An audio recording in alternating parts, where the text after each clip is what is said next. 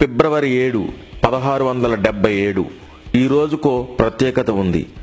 340 ఏళ్ల క్రితం ఛత్రపతి శివాజీ హైదరాబాద్ పాత బస్తీకి వచ్చిన రోజు. హిందూ సామ్రాజ్య నిర్మాత శివాజీ మహారాజ్ పేరు విన్న ఆయన వీరోచిత పోరాటాలు విజయాలు గుర్తుకు వచ్చిన మన రోమాలు నిక్కపొడుచుకుంటాయి. అలాంటి గొప్ప యోధుడు మన భాగ్యనగరానికి వచ్చారనే ముచ్చట ఆసక్తిని కలిగిస్తోంది కదూ. అయితే శివాజీ యాత్రా విశేషాలను సంక్షిప్తంగా తెలుసుకుందాం. మొఘల సామ్రాట్ ఔరంగజేబ్ గోల్కొండ సామ్రాజ్యంపై కన్నేశాడు. మరోవైపు ఛత్రపతి శివాజీ తన దండయాత్రలతో ఔరంగజేబ్ కంటిలో నలుసైపోయారు. శత్రువు మిత్రుడవుతాడనేది యుద్ధతంత్రం. అలా శివాజీకి గోల్కొండ పాలకుడు అబుల్ హాసన్ తనీషాకు మైత్రి కుదిరింది. ఇందులో మహామంత్రి మాదన్న, శివాజీ రాయబారి నీరజ్ పంత్ కీలక పాత్ర పోషించారు.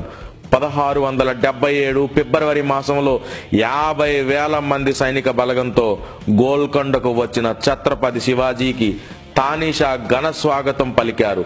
ఇరువురి మధ్య కీలక ఒప్పందాలు కుదిరాయి. ఛత్రపతి శివాజీ నెల రోజుల పాటు భాగ్యనగరంలో విడిది చేశారు.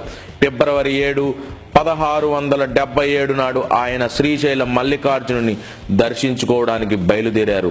శివాజీ తన అశేష సేనా వాహినితో పురాణా పూల్ వంతెన మీదుగా మూసీ నదిని దాటారు. ఆ తర్వాత చార్మినార్ ద్వారా మొఘల్ పురాలోని మహంకాళి మందిరానికి వచ్చారు.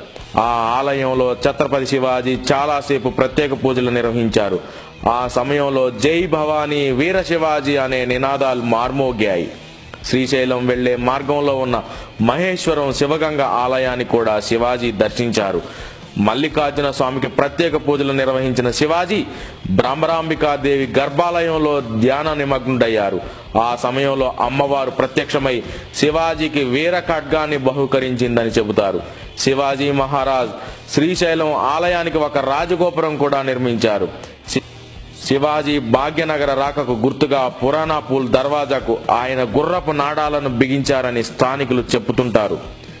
శివాజీ సందర్శించిన మహంకాళి మందిరాన్ని గోల్కొండ మంత్రులు అక్కన్న మాదన్నలు కట్టించారు. తర్వాత కాలంలో ఆ ఆలయం అక్కన్న మాదన్న పేరుతో ప్రసిద్ధి చెందింది. హైదరాబాద్ నగరంలో పలు చోట్ల ఛత్రపతి శివాజీ విగ్రహాలు కనిపిస్తుంటాయి. అయితే నేటి తరానికి అంటే మన తరానికి శివాజీ రాక గురించి పెద్దగా తెలియదు. ఆ మహాయోధుణ్ణి మరోసారి గుర్తు చేసుకోవడానికి ఈరోజు ముందుకొచ్చాను.